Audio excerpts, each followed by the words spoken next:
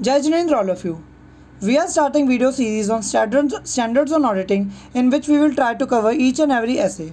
So starting with the first basic standard on auditing, Essay 200. Essay 200 Overall objective of independent auditor and conduct of an audit in accordance with standards on auditing. So this standard tells us about what are the overall objectives of the auditor and how to conduct an audit in accordance with standards on auditing. So firstly, the purpose of audit is to enhance the degree of confidence of intended users. मतलब कि जो users of financial statements है वो उन financial statements पे कैसे भरोसा करें, तो ऑडिटर क्या करेगा, उसके लिए अपना ओपिनियन देगा कि फाइनेंशियल स्टेटमेंट्स एकदम सही है ताकि यूजर्स उस पर रिलाई कर सकें. And this can be so this purpose can be achieved by expressing an opinion on whether the financial statements are prepared in all material respects. मतलब कि हर तरीके से in accordance with applicable framework. मतलब कि वो जो financial statements है वो as per the applicable financial reporting framework बनाए गए हैं in all material respects, मतलब हर तरीके से. In the case of most general purpose framework, मतलब कि जो जनरल फाइनेंशियल स्टेटमेंट्स है, नॉर्मल फाइनेंशियल स्टेटमेंट्स की बात हो रही है, ये जो ओपिनियन होता है ऑन द फाइनेंशियल स्टेटमेंट्स वो फेयरली प्रेजेंट हुआ है इन ऑल मटीरियल रिस्पेक्ट्स और give a true and fair view in accordance with the framework. मतलब कि जब ऑडिटर ओपिनियन देगा जनरल पर्पस फ्रेमवर्क वाले जो फाइनेंशियल स्टेटमेंट्स है, क्योंकि एक स्पेशल पर्पस फ्रेमवर्क वाले भी फाइनेंशियल स्टेटमेंट्स होते हैं जो किसी पर्टिकुलर पर्पस के लिए फाइनेंशियल स्टेटमेंट बनाए जाते हैं. तो यहाँ पर बात हो रही है अगर जनरल पर्पस फ्रेमवर्क वाले मतलब नॉर्मल फाइनेंशियल स्टेटमेंट्स है, तो उन पर जब वो ऑडिटर ओपिनियन देगा कि वो फाइनेंशियल स्टेटमेंट्स जो हैं वो फेयरली प्रेजेंट हुए हैं इन ऑल मटीरियल रिस्पेक्ट्स हर तरीके से, या फिर वो ट्रू एंड फेयर व्यू दे रहे हैं in accordance with the financial reporting framework. And audit conducted in accordance with standards on auditing and relevant ethical requirements enables auditor to form the opinion. मतलब कि ऑडिटर ये opinion कैसे देगा, अगर वो एसएस का कंप्लाई करेगा, एथिकल रिक्वायरमेंट्स का कंप्लायंस करेगा, तो ऑटोमेटिकली वो उसका जो ओपिनियन देगा वो भी एकदम करेक्ट देगा, जिससे कि यूजर्स का उस पर फाइनेंशियल स्टेटमेंट्स पे रिलायंस बढ़ेगा. उसके बाद ये जो एसेज है requires the auditor to obtain reasonable assurance. Reasonable assurance मतलब higher level of assurance, not absolute assurance but high level of assurance. 100% तो नहीं बोल सकता ऑडिटर की एकदम करेक्ट है, लेकिन हाई लेवल ऑफ एश्योरेंस कि मेरे अकॉर्डिंग ये फाइनेंशियल स्टेटमेंट सही बने हुए हैं, मतलब कि जितना उसने उसको ऑडिट करा उस अकॉर्डिंगली. अब ये रीजनेबल एश्योरेंस कैसे ऑब्टेन करेगा auditor, by obtaining sufficient appropriate audit evidence. Sufficient मतलब क्वांटिटी वाइज ऑडिट एविडेंस जो उस ऑडिटर को मिले हैं वो सफिशिएंट है, मतलब कि इस बेसिस पे उन एविडेंस के बेसिस पे वो उसका ओपिनियन दे सकता है. और अप्रोप्रिएट मतलब क्वालिटी ऑफ ऑडिट एविडेंस, मतलब कि जो एविडेंस उसे मिले हैं उनकी क्वालिटी एकदम सही है. मतलब ये नहीं है कि क्वांटिटी के कारण वो क्वालिटी ख़राब कर दे, मतलब कि क्वालिटी भी अच्छी होनी चाहिए वो एविडेंस की, और सफिशिएंट मतलब क्वांटिटी भी अच्छी होनी चाहिए जिसके बेसिस पे वो उसका ओपिनियन सही तरीके से दे सके.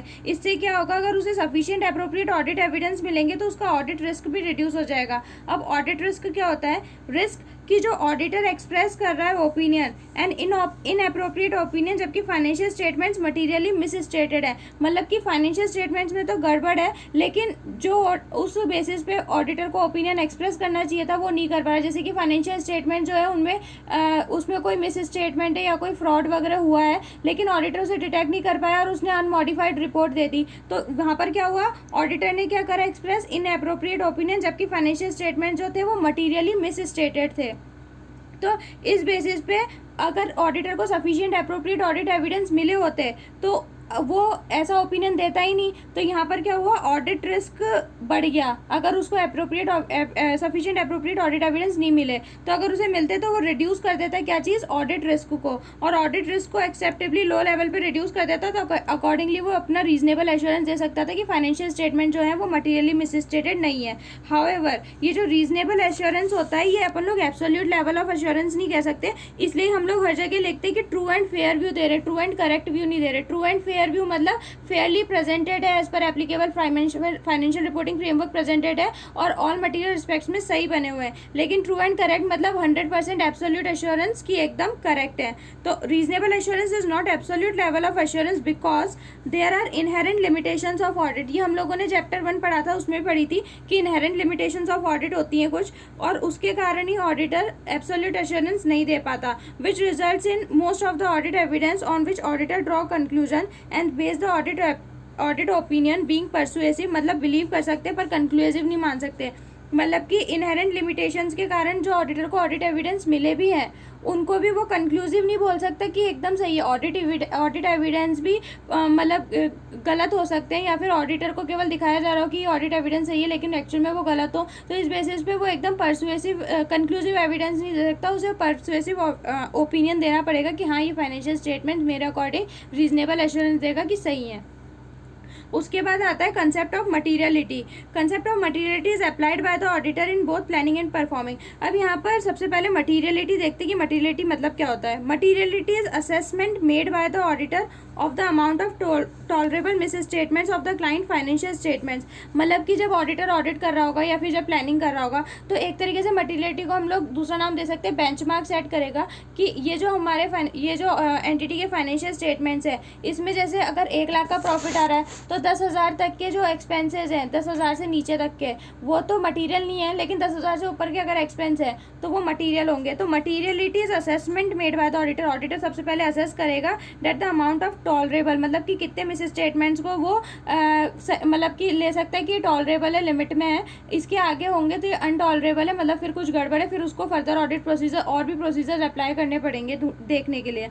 तो amount of tolerable misstatements of the client financial statements in relationship to the amount of assessed risk assumed and the perceived user of the report. मतलब कि ये जो चीज़ है वो किस बेसिस पे देखेगा, वो अमाउंट ऑफ असेस्ड रिस्क, क्योंकि सबसे पहले जब ऑडिट प्लानिंग करता है उससे पहले ऑडिट स्ट्रेटेजी भी बनती है, तो उसके लिए ऑडिटर को क्लाइंट जो बिजनेस होता है एंटिटी का उसकी पूरी नॉलेज देनी पड़ती है कि उसका बिजनेस कैसा है, उसमें क्या क्या रिस्क है। तो वो जब रिस्क को एज्यूम करता है, मतलब कि रिस्क को आइडेंटिफाई करता है कि यहाँ पर इतना रिस्क इन्वॉल्व है, यहाँ पर ये गड़बड़ हो सकती है, उस बेसिस पे ही क्या करेगा वो ये मटीरियलिटी का लेवल सेट करेगा। और साथ के साथ ही यूजर्स कौन है, जैसे अगर मान लीजिए कि अगर कोई स्पेशल ऑडिट के लिए परफॉर्म करता तो उसमें जो बैंक है, अब बैंक को तो पूरा एब्सोल्यूट एश्योरेंस दी है, तो वहाँ पर परसीव्ड यूजर कौन हुआ, बैंक, तो अकॉर्डिंगली वो मटीरियलिटी लेवल भी उसी हिसाब से सेट करेगा ऑडिटर।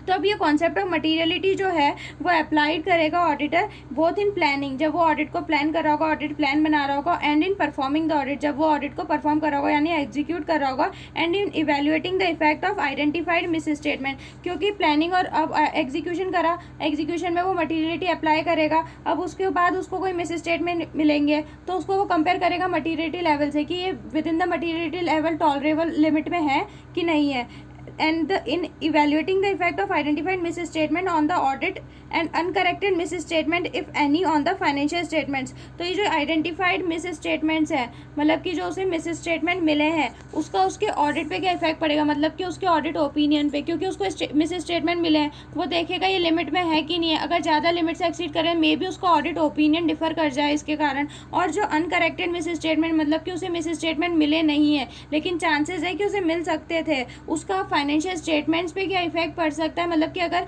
ऐसे एनालाइज करेगा कि अगर यहाँ गड़बड़ होती तो उसका फाइनेंशियल स्टेटमेंट्स पे क्या इफेक्ट पड़ता, वो चीज़ देखेगा। और ये सब किसके कारण पॉसिबल है, कॉन्सेप्ट ऑफ मटीरियलिटी के कारण। उसके बाद आता है ये इस ऐसे में कुछ ऑब्जेक्टिव्स बता रखे, requirements and application and other explanatory material दे रखा है जो कि ऑडिटर को मदद करने के लिए है कि ताकि वो रीजनेबल एश्योरेंस ऑब्टेन कर सके।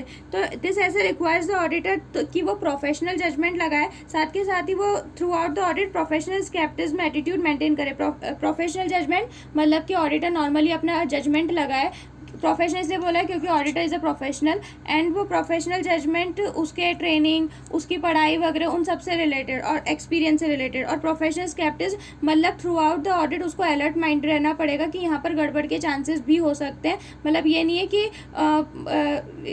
इग्नोर कर दे अगर कोई भी उसे गलती मिली है, उसे भी उसको हर जगह अलर्ट रहना पड़ेगा। अब यहाँ पर professional judgement and professional scepticism लगाएगा वो throughout the planning and performance of the audit and among other things वो आइडेंटिफाई और एसेस करेगा risk of material misstatement whether due to fraud और error based on the understanding of entity and its environment. क्योंकि सबसे पहली stage पे वो होता है एंटिटी के और उसके एनवायरनमेंट और उसके इंटरनल कंट्रोल के बारे में जानता है, उसके अकॉर्ड जब वो एनालाइज करता है, अंडरस्टैंडिंग लेता है, तभी वो आइडेंटिफाई कर लेता है कि यहाँ पर रिस्क कितना इन्वॉल्व है, कितना रिस्क हो सकता है। तो आइडेंटिफाई और एसेस करना risk of material misstatement. अब risk of material misstatement क्या होता है, रिस्क कि ऑडिटर में एक्सप्रेस एन इनअप्रोप्रिएट ओपिनियन, जबकि फाइनेंशियल स्टेटमेंट जो है वो कंटेन मटेरियल मिसस्टेटमेंट, ये हमने ऊपर ही डेफिनेशन पढ़ी थी। तो ये जो रिस्क ऑफ मटेरियल मिसस्टेटमेंट है कि वो कितना गलत ओपिनियन दे सकता है, जबकि फाइनेंशियल स्टेटमेंट्स में अगर मटेरियल मिसस्टेटमेंट हुआ तो उस चीज़ को वो आइडेंटिफाई करेगा और फिर उसको एसेस करेगा, मतलब कि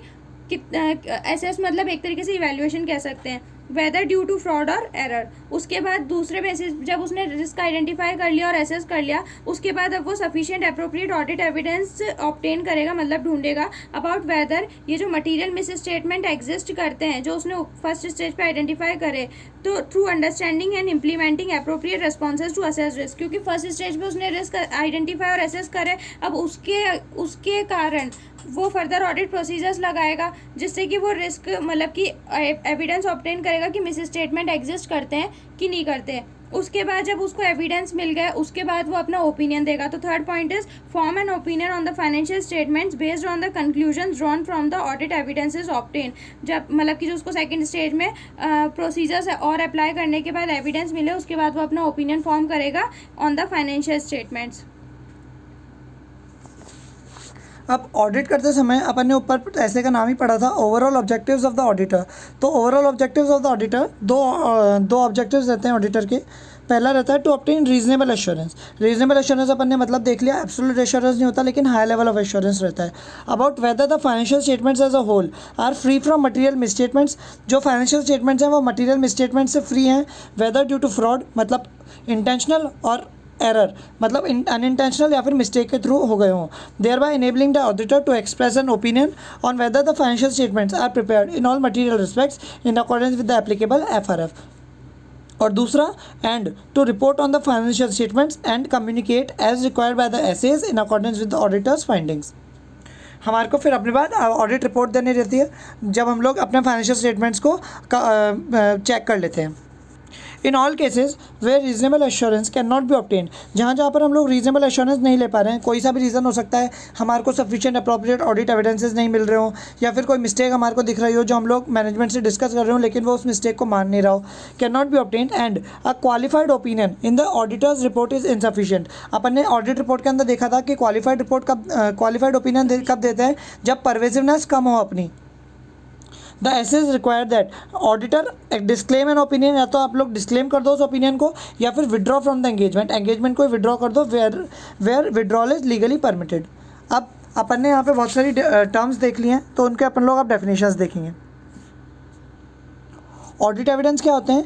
ऐसी इन्फॉर्मेशन जो कि ऑडिटर यूज़ करे in arriving at the conclusions on which the auditor's opinion is based. ऐसे इन्फॉर्मेशन जिस पर ऑडिटर अपना ओपिनियन बेस करेगा। ऑडिट एविडेंस दो तरीके का होता है, both information contained in the accounting records underlying the financial statements और अदर इन्फॉर्मेशन। अकाउंटिंग रिकॉर्ड्स मतलब क्या हो गए? फाइनेंशियल स्टेटमेंट्स के जैसे जर्नल हो गए, बुक्स ऑफ अकाउंट्स हो गई, या फिर जो हमारे पास वो आ रहे हैं बिल्स आ रहे हैं, हमारे पास वाउचर्स आ रहे हैं, वो सब अकाउंटिंग रिकॉर्ड्स वाली इन्फॉर्मेशन कंटेंट हो गई। अब ये दो तरीके मतलब ऑडिट एविडेंस सफिशिएंट होनी चाहिए, अप्रोप्रिएट होनी चाहिए। अपन ने ऊपर डिस्कस करा सफिशिएंसी का मतलब होता है क्वांटिटी से और अप्रोप्रिएटनेस का मतलब होता है क्वालिटी से। मतलब ऑडिट एविडेंसेस क्वांटिटी वाइज भी सफिशिएंट होने चाहिए और क्वालिटी वाइज अप्रोप्रिएट होने चाहिए। ठीक है, सफिशिएंसी है ना, जो सफिशिएंसी रहती है या मतलब जो क्वांटिटी रहती है वो quantity of the audit evidence needed is affected, वो दो पॉइंट से अफेक्ट होती है। एक तो रिस्क ऑफ मटेरियल मिसस्टेटमेंट से और क्वालिटी से भी अफेक्ट होती है। और जो अपनी अप्रोप्रिएटनेस रहती है वो मतलब होता है रेलेवेंस क्या है उसका, और रिलायबिलिटी हम लोग ऑडिट एविडेंस पे कितनी कर सकते हैं। नेक्स्ट पॉइंट है ऑडिट रिस्क क्या होता है? रिस्क की ऑडिटर एक्सप्रेस करेगा in appropriate opinion when the financial statements material मिसस्टेटेड। मतलब फाइनेंशियल स्टेटमेंट में तो गड़बड़ है लेकिन ऑडिटर उस अकॉर्डिंगली अपना ओपिनियन नहीं दे रहा है। मतलब फाइनेंशियल स्टेटमेंट में परवेसिव इफेक्ट पे मिस स्टेटमेंट था लेकिन ऑडिटर ने क्या दिया? Qualified opinion. तो यहाँ पर फाइनेंशियल स्टेटमेंट्स तो मटीरियली मिसस्टेटेड थे लेकिन ऑडिटर का ओपिनियन क्या था? इनअप्रोप्रिएट था। या फिर ऑडिटर ने अनमॉडिफाइड ओपिनियन दे दिया जबकि फाइनेंशियल स्टेटमेंट मटीरियली मिसस्टेटेड थे। तो audit risk is a function of, अब ऑडिट रिस्क दो तरीके का होता है, risk of material misstatement and detection risk. तो सबसे पहले हम लोग देखते हैं risk of material misstatement.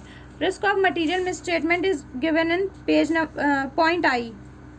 risk of material misstatement, risk की financial statements are material misstated prior to audit. अब this consist of two components, मतलब कि रिस्क ऑफ मटेरियल स्टेटमेंट की जो फाइनेंशियल स्टेटमेंट जो ऑडिटर को ऑडिट करने के लिए दिए जा रहे हैं वो मटीरियली मिस स्टेटेड है. मटीरियलिटी की हमने डेफिनेशन ऊपर देखी, और मटीरियली मिस स्टेटेड मतलब उनमें कुछ गड़बड़ है. अब ये दो तरीके के होते हैं risk of material misstatement भी, inherent risk and control risk. तो इनहेरेंट रिस्क क्या होता है कि susceptibility of account balance, transaction and disclosure. Account balance मतलब अकाउंट जो बनते हैं उनका बैलेंस, ट्रांजेक्शन मतलब जो एंटिटी ने एंटर करे ट्रांजेक्शन वो, और जो एंटिटी ने डिस्क्लोजर्स करें मतलब कि फाइनेंशियल स्टेटमेंट में डिस्क्लोजर्स भी करने होते हैं वो.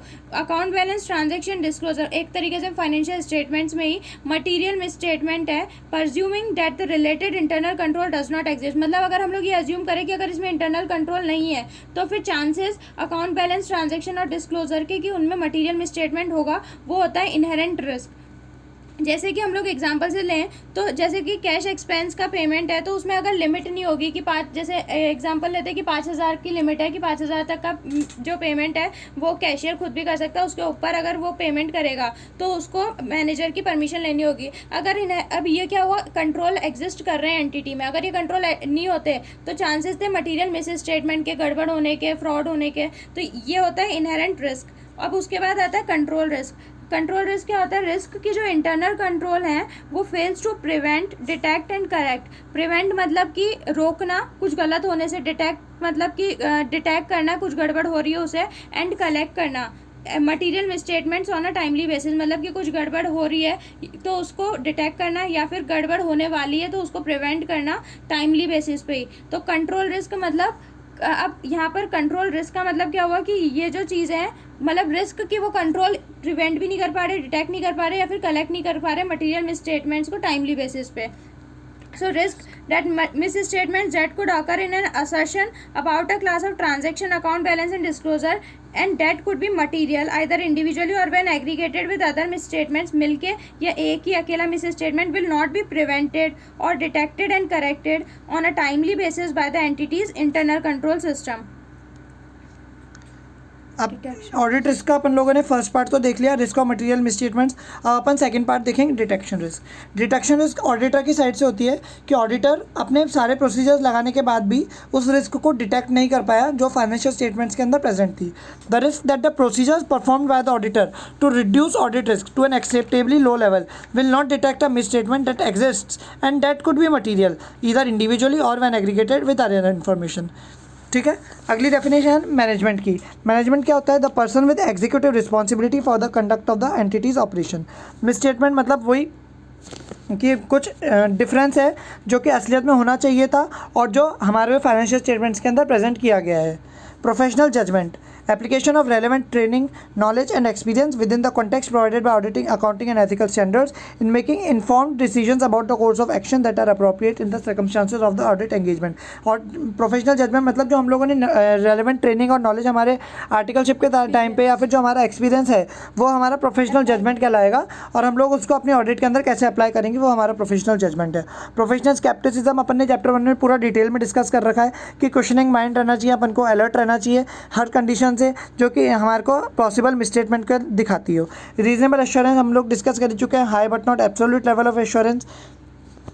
Risk of material misstatements discuss हो चुका है. टीसीडब्ल्यूजी मतलब दोस्त चार्ज विद गवर्नेंस. ये होते हैं वो पर्सन या ऑर्गेनाइजेशन के अंदर वो टॉप लेवल वाले employees with responsibility for overseeing the strategic direction of the entity, जो कि स्ट्रेटेजिक डायरेक्शन को देखते हैं. And obligations related to accountability of the entity, कि एंटिटी के अंदर अगर लॉस हो रहा है तो ये अकाउंटेबल होंगे, प्रॉफिट हो रहा है तो ये अकाउंटेबल रहेंगे. पूरे हायर लेवल वाले लोग, मैनेजमेंट से भी ऊपर वाले लेवल के लोग. This includes overseeing the financial reporting process also. अब ये प्रोफेशनल स्केप्टिसिज्म की बातें हैं, अपन लोग चैप्टर 1 में इसको पूरा डिटेल में डिस्कस कर चुके हैं. ऑडिट का स्कोप क्या होगा, auditor's opinion on the financial statements deals with whether financial statements are prepared in all material respects in accordance with applicable FRF. ये हर जगह लाइन आ रही है, आप इस लाइन को याद कर सकते हैं और आपके आंसर्स में इस लाइन को पूरा एज इट इज रिप्रोड्यूस कर सकते हैं.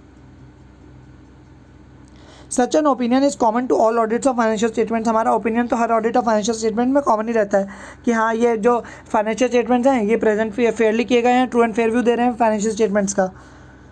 अब जो ऑडिटर ओपिनियन रहता है therefore does not assure the future viability of the entity not the efficiency or effectiveness with which management has conducted the affairs of the entity. जो audit opinion जो हमारा रहेगा वो ये नहीं बता सकता कि फ्यूचर में भी एंटिटी इसी तरीके से काम करेगी। हम लोग उस जो सेट ऑफ फाइनेंशियल स्टेटमेंट्स के ऑडिट कर रहे हैं उस पर तो हम लोग अपना रीजनेबल एश्योरेंस दे सकते हैं, ठीक है। In some cases however the applicable laws और regulations may require auditors to provide opinion on other specific matters also such as effectiveness of internal control पे भी ऑडिटर लॉ कोई मांग सकता है कि इंटरनल कंट्रोल एंटिटी के अंदर कैसे हैं, या फिर और the consistency of separate management report with the financial statements. While the essays include requirements and guidance in relation to such matters to the extent they are relevant to forming an opinion on the financial statements, auditor would be required to undertake further work if the auditor had additional responsibilities to provide such opinion। अगर auditor की कोई और additional responsibility है ऐसा कुछ opinion देने की तो auditor अपना further work करेगा।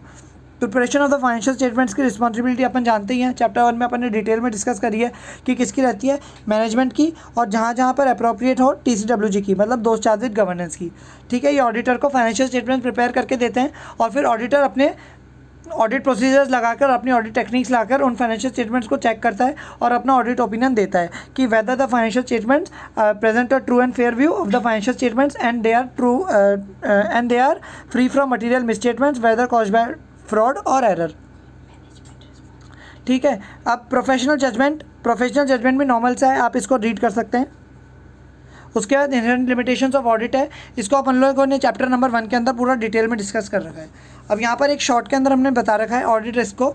ऑडिट रिस्क 2 तरीके की होती है, आप इस चार्ट को अपनी कॉपी में भी बना सकते हैं। रिस्क ऑफ मटीरियल मिसस्टेटमेंट्स होती है एक तो, और एक होती है detection risk. Risk of material misstatements internal control से रिलेटेड रहती हैं, ठीक है। इंटरनल कंट्रोल के अंदर कमी है या तो इंटरनल कंट्रोल है ही नहीं, तब तो वो इनहेरेंट रिस्क कहलाएंगी, और अगर इंटरनल कंट्रोल है फिर भी वो मटीरियल मिसस्टेटमेंट्स को प्रिवेंट नहीं कर पा रहे हैं या डिटेक्ट नहीं कर पा रहे हैं, करेक्ट नहीं कर पा रहे हैं, तो वो करेक्टिव रिस्क है, ठीक है, कंट्रोल रिस्क है, सॉरी। तो और दूसरी रिस्क होती है डिटेक्शन रिस्क मतलब ऐसी रिस्क जो कि ऑडिटर डिटेक्ट नहीं कर पाए, मतलब ऑडिट फाइनेंशियल स्टेटमेंट्स के अंदर मिसस्टेटमेंट है फिर भी उसको ऑडिटर डिटेक्ट नहीं कर पाए, तो ये डिटेक्शन रिस्क कहलाएगी। यहाँ पर अपने ये ऐसे कंप्लीट होता है। Hope you are liking these videos, do subscribe to the channel and like.